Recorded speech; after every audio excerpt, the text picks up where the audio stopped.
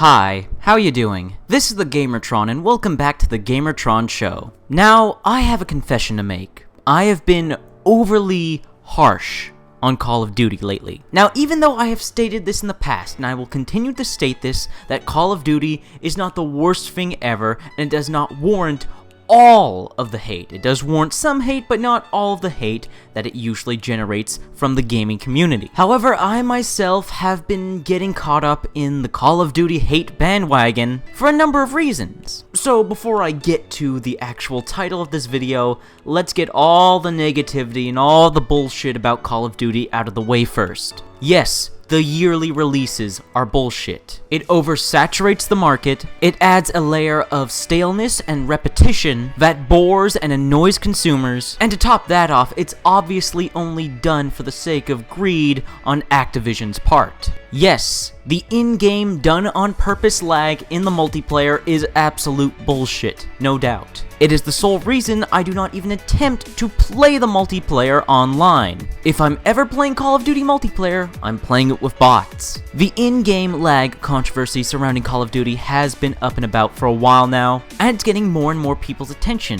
which it should. This is a serious issue. I know it doesn't sound serious at first, but when you really think about it, the in-game on-purpose lag is in there for the sole purpose of making the game supposedly fair and easier for people to play with bad internet connections, to maximize the amount of people playing the game, which again is another act of greed on Activision's part. To hell with dedicated servers, to hell with actually taking the time to balance the game, to give people of all skill levels a chance to play. No, we'll just reward you for having a bad internet connection and penalize everyone else who has good internet connections. For those of you who don't know what I'm talking about the intentional in-game lag that's literally built into the online multiplayer, I would recommend looking it up for yourself. It's some very interesting and very concerning reading. And finally, yes, the fact that Call of Duty just keeps going further and further into the future in terms of its story and setting, moving farther and farther away from the roots of what Call of Duty is and was, instead of giving people what they want and returning to the classic Call of Duty formula that made Modern Warfare and World at War, hell, and even Black Ops, so beloved to gamers all around the world. Activision is just like,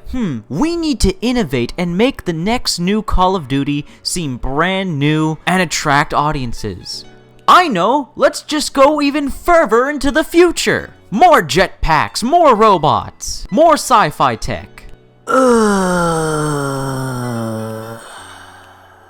This is what happens when you don't have actual video gamers running video game companies. However, I digress. Let us move on to the actual topic of this video.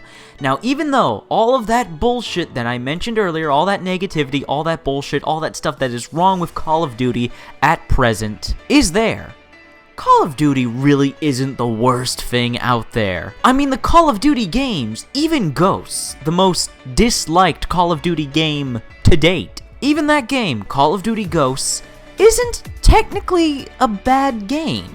It may be a very mediocre and uninspired game, except for that Extinction game mode. I actually saw some actual effort and creativity put into that Extinction game mode. The game mode that instead of surviving waves of zombies, you survive waves of aliens. I was seeing just a hint, a flash of the game I think the developers really truly wanted to make. However, I digress. Call of Duty Ghosts overall may be a mediocre title, a very bland title for the most part, but it's by no means a bad game. It's not of the same quality as, say, like something like Ride to Hell Retribution, Raven's Cry, or a number of different crappy movie tie-in games. And the same goes for, say, Advanced Warfare and Call of Duty Black Ops 3. As a matter of fact, they are all pretty high-quality products, even though they're still using the same graphics engine they've been using for over a decade. They're still using the goddamn Quake engine, for God's sakes, guys, upgrade! However, even though they're still using the same graphics engine they've been using for over a decade, they still manage to make their games look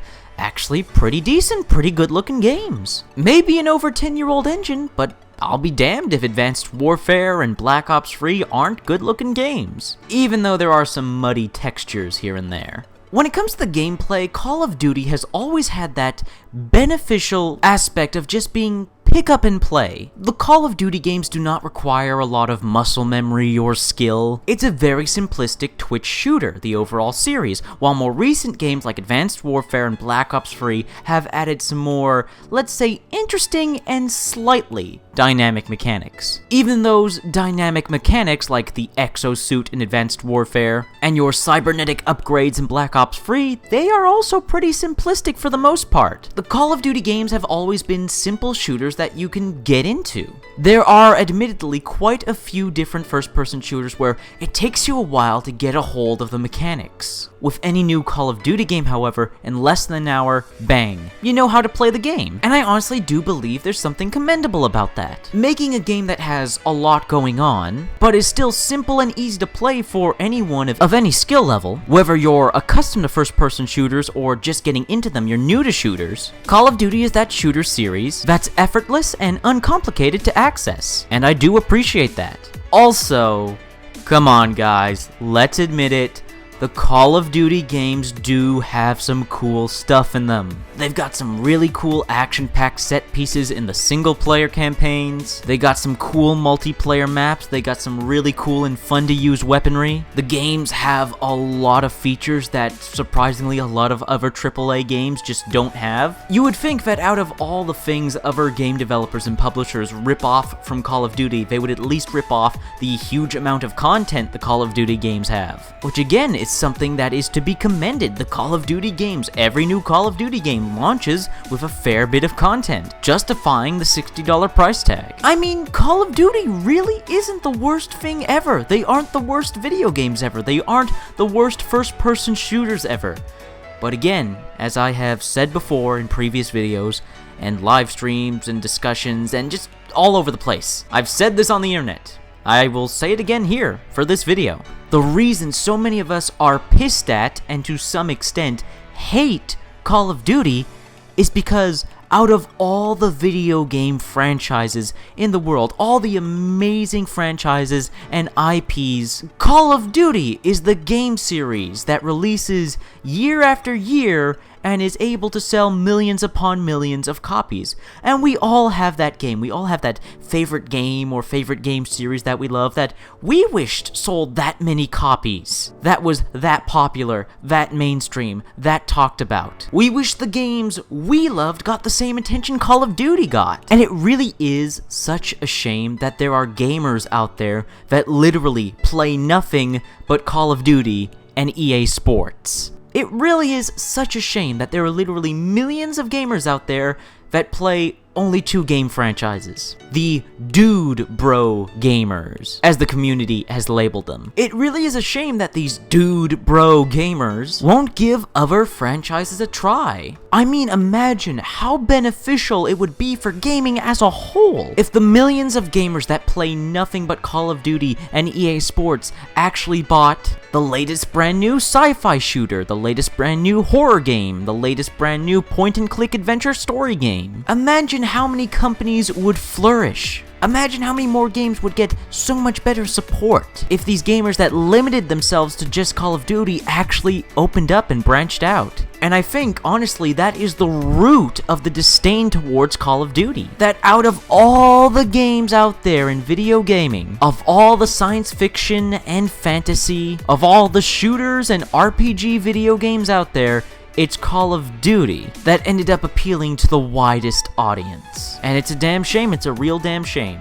But the Call of Duty games aren't the worst. They certainly have problems, but they aren't the worst video games ever. I have to admit, after playing the latest two Call of Duties, Advanced Warfare and Black Ops, I had quite a bit of fun. Not as much fun as I have had in other first-person shooters, but quite a bit of fun. I still prefer Crysis and Titanfall and Rainbow Six Siege, and Lord knows I'm going to absolutely adore Doom when it finally comes out. But in the meantime, maybe let's not hate on Call of Duty so much. Let's be critical about it for sure, but let's be honest with ourselves and everyone else. They're not the worst games out there. There are far, far worse. Oh God, no! No! No! Anyways, that's been a video. I hope you liked the video. If you did indeed like the video in any way, shape, or form, please hit the like button. Hitting the like button helps you, helps me, helps everybody involved in the video. If you hit the like button, please leave a comment. What are your thoughts, feelings, and opinions on Call of Duty and this video? Let me know your thoughts, feelings, and opinions in the comments section below. And if you want to support me and support this video, please share the video on social media, Twitter and Facebook. And if you want to support me even more so and more directly, please feel free to pledge and become a patron on my Patreon. Anyways, guys, that's been a video, and I will see you all later.